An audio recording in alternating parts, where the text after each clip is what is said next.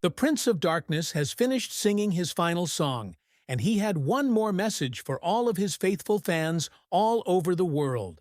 Just a little more than 2 weeks after putting on his famed Back to the Beginning concert in Birmingham, England, the legendary rock artist Ozzy Osbourne passed suddenly on July 22, 2025. As a result of the fact that Black Sabbath had been established in Birmingham all the way back in 1969, it was an appropriate place for Ozzy's final show, which had been scheduled as his farewell gig even before he passed away. In addition, Back to the Beginning was the first time in 20 years that Ozzy Osbourne had performed in his hometown, and it was also an extremely unusual occasion for the original 4 members of Black Sabbath to perform together. The performance was a 10-hour extravaganza that took place at the Villa Park Stadium in Birmingham, United Kingdom, which has a capacity of 40,000 people. Bands performed short sets on a rotating platform during the concert, which was appropriately epic. Starting with Rival Sons and Anthrax early on, the program featured the best of hard rock and metal, including Slayer, Guns N' Roses, and Metallica, soon before Ozzy made his grand debut. The show was given the title Back to the Beginning. At this point, it is time to return to the beginning. Even before Metallica had finished their performance with their legendary Master of Puppets, the stage was already prepared for the appearance of the Prince of Darkness himself. This took place within minutes. As Ozzy made his entrance onto the stage, he was seated on a lavish black throne that was adorned with skulls and bats. "Allow me to listen to you." The crowd was given orders by Ozzy, who then continued by saying, "Let the madness begin." After that, he began his first solo performance, which was titled I Don't Know, and the audience responded with screaming upon hearing it. Ozzy was even bouncing back and forth in his chair. Starting at that point, he addressed the audience by saying, "It's so good to be on this F.S.N. stage, you have no idea." I was wondering if you had a good day today. By this point, the people who were sitting in the stands had already been standing and rocking to the best in the industry for more than 8 hours. This is a feat of endurance that can only be defined as really metal. Within a short period of time, Ozzy regressed the years by releasing potent renditions of Mr. Crawley and Suicide Solution. Before making any reference to respiratory illnesses, he had concluded his farewell tour for 2019, in addition to discussing his struggles with Parkinson's disease, spine injuries, and other conditions. "I've been in the hospital for the past 6 years," he said to the gathering. "You have no idea how I feel. I told you." Then, with Mama, I'm Coming Home, he slowed down the pace of the song. The emotive lyrics of the song, which reflect on transition and coming home, generated possibly the most devastating moment of the night. The song was performed with Ozzy's voice cracking and many people in the audience crying. The powerful rendition of Crazy Train that Ozzy performed as part of his solo act was followed by a brief break during which he expressed his gratitude to the audience. However, the most memorable part of the evening was a moment that had been building up for years. The last time that Black Sabbath performed in front of an audience. The enormous displays displayed footage of Black Sabbath whenever they were at the height of their popularity. This footage included news clippings that demonstrated the fury that the band aroused in the media when they made their debut in the late 1960s. Afterward, the stadium became completely dark, and a wailing siren sounded to announce that the band was about to arrive. When Ozzy took the stage, he was joined by founding Sabbath members Tony Iommi on guitar, Geezer Butler on bass, and Bill Ward on drums. This marked the beginning of the final set of metal's great pioneers. In the beginning of their 4-song set, Sabbath began with the seductively head-banging song War Pigs. The crowd echoed every word that Ozzy said throughout the concert. As Iommi's legendary final riff played, I sung along with it. Then followed NIB, which began with Butler's bass solo, which was very dynamic, and demonstrated that he has not lost much of his ability on the fretboard throughout this point in time. Ozzy's voice, which had been somewhat weak throughout his solo set, had reached its full potential and was recognizable in his forceful delivery. Over the course of Iron Man, he maintained that vocal intensity, and the crowd nodded in unison in response to the hard stomp that he performed. Ozzy then proceeded to express his gratitude to the audience for their support throughout the years. He thanked everyone who was present. Obviously, there was only one song that could complete such a significant day, and that song was the hard rock classic known as Paranoid in its entirety. However, Ozzy's final statement to his fans and to the world was delivered in writing form on the enormous screens that were located within the stadium. This was said by Ozzy when he introduced the song to the audience. As the message read, it was a meaningful message from a true icon who had been a controversial figure throughout his whole life. It was a mix of Osbourne's signature blend of heartfelt passion and coarse language. Heavy metal was effectively invented by Ozzy Osbourne, who also played a significant role in popularizing the genre. His loud, heavy, and low-end focused singles pushed the evil and terrifying into the light during his tenure as frontman for Black Sabbath in the 1970s, and after that, during his solo career.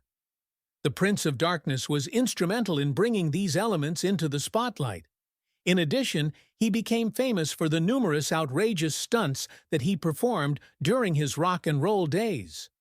These stunts included things like eating the head off of a bat, becoming blind drunk at the White House, and snorting the queue of ants in front of a motley crew that was completely stunned.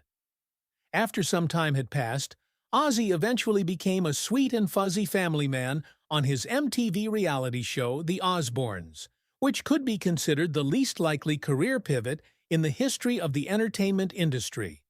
On the other hand, when Ozzy approached his senior years, he was confronted with a number of significant health problems. After suffering a catastrophic fall in 2019, and then subsequently disclosing to the world in 2020 that he had been diagnosed with Parkinson's disease, a progressive neurological disorder, he almost completely quit performing live, complaining of numbness, nerve pain, and difficulties walking as symptoms. The following year, in 2025, Black Sabbath made the announcement that the band's original lineup would get back together for one more performance, which would be considered Osbourne's final show.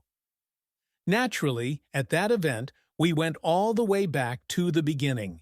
And while the fact that Osbourne's final comments from the stage would prove to be especially heartbreaking for fans in light of later events, there is no disputing that his message, as well as the show itself, was the ideal way to conclude one of the most amazing careers in rock music.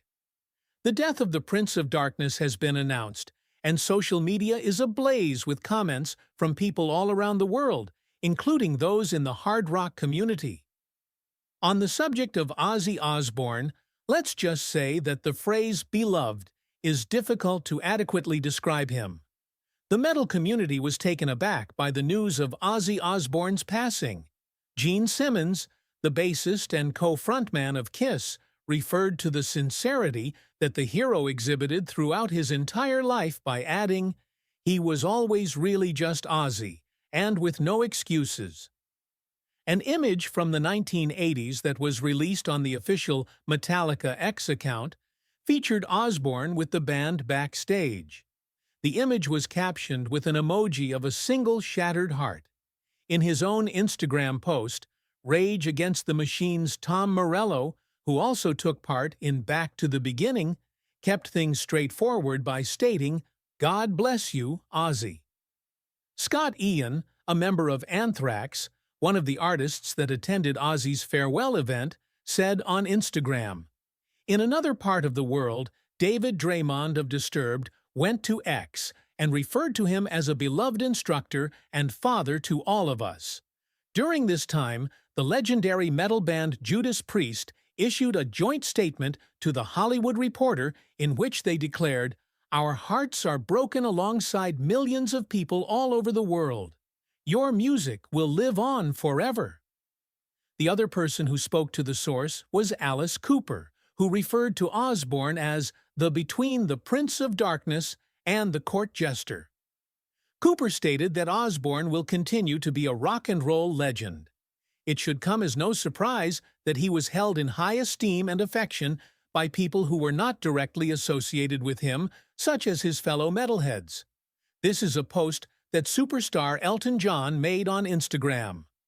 On the website X, guitarist Ronnie Wood, who has played with bands such as The Faces and the Rolling Stones, expressed his gratitude for the wonderful farewell concert he attended at Back to the Beginning in Birmingham. Sir Rod Stewart, who was Wood's bandmate in The Faces, likewise said his goodbyes to his fellow band members in a solemn manner. According to what he posted on Instagram, the guitar-based alternative rock that became popular in the 1980s and 1990s owed a lot to Ozzy's pioneering efforts in heavy metal. Therefore, it is not surprising that many of the luminaries in that genre expressed their grief over his passing. Fellow Birmingham-based musician Sterren Duran also paid respect on Instagram, noting that it is hard to imagine a world without the frontman, who gave so much pleasure, humor, and raw power to the globe. Pearl Jam's Mike McCready wrote about it on X. Sterren Duran also paid tribute on Instagram. Ryan Adams, a singer-songwriter, expressed similar sentiments on Instagram, writing it as follows: "The frontman for Green Day." When writing on the same platform, Billy Joe Armstrong was more succinct than his predecessor. Melodic heavy metal was one of the most popular types of music that was popular during the 1980s. This type of music was well suited for the radio and television. The years when Ozzy enjoyed the greatest success as a solo artist spanned a decade, and his notoriety was a driving force behind the rise to stardom of other bands that were similar to Twisted Sister. Dee Snider, the band's frontman, wrote on X. Additionally, Billy Idol was a longtime fan and associate of Osbourne, and he followed the route that Osbourne had built out for himself. On Instagram, he noted that Ozzy exemplified the spirit of rock and roll, and that he performed till the very end, as we all witnessed his performance. Osbourne was considered a buddy by Steve Stevens, who was also Steven Idol's songwriting collaborator and guitarist. To tell you the truth, there are no words that can adequately express how privileged it was to spend time with Ozzy. Despite his enormous size, he was friendly and wonderfully humorous. He was a standout. On his Instagram feed, Questlove, the band leader of The Roots and a music documentarian, made the statement, "Long live the Oz." Flavor your way, Ozzy, who was born in England, spent the majority of the last couple decades of his life in California. He is a fellow reality TV star and was the hype guy for the 1980s hip-hop collective Public Enemy, according to X. Consequently, upon the singer's passing, the governor of the state, Gavin Newsom, acknowledged the contributions and traits this musician has. On the X, he wrote, "The so-called Prince of Darkness, Ozzy Osbourne, was the most ironically associated with the satanic than any other celebrity. It should come as no surprise that Adam Sandler put Ozzy Osbourne in the role of himself in his monster comedy Little Nicky, which was released in the year 2000. Ozzy Osbourne reenacted the infamous scene in which he chewed the head off of a bat. Do not, do not, do not, do not. It is not impossible, Ozzy. Take a bite out of that rascal. Do not." In a post on Instagram, Sandler reflected on the significance of Osbourne to the large number of metalhead teens who were active during the 1970s and 1980s. It is possible that no one else was able to adequately illustrate this significance. He wrote that he loved him a great deal, just as we all did, that he was sending his love to the family, and that he was very delighted to have made the acquaintance of the legend himself. And another cameo appearance by Osbourne, this time as himself, was made in the 2016 reboot of the Ghostbusters franchise, which was another spooky comedy. On the website X, the director of the movie, Paul Feig, writes, "It is impossible to overstate the significance of his contributions to the music industry. He was a true legend." In 1982, Ozzy tied the knot with his manager, who's formerly known as Sharon Arden. "One of the most romantic men I've ever had the pleasure of meeting is he." They were able to bring up their 3 children, Amy, Kelly, and Jack, together. Through a statement released by the singer's family, the news of his passing in July 2025 was shared with the entire world. The news that our dearly loved Ozzy Osbourne passed away this morning is something that we have to share with a level of sorrow that cannot be adequately expressed through words alone. In the company of his loved ones, he was enveloped by affection. Ozzy was a member of Black Sabbath, which was a different family in a sense. In the 1970s, he was a member of the heavy metal band Aston Birmingham, and he continued to perform with them on occasion over the years that followed, including at a farewell show that took place just a few weeks before he passed away. Tony Iommi, the guitarist for the band, expressed his thoughts on X after the news of Osbourne's passing. He stated that there will never be another person like him. "We have suffered the loss of our brother, Geezer, Bill, and myself." Bassist Geezer Butler also expressed his thoughts on the matter on Instagram, stating, "Was, goodbye, dear friend. I am grateful for all of those years. We had a wonderful time together. Aston's 4 kids are here. Who would have guessed that, eh? I adore you.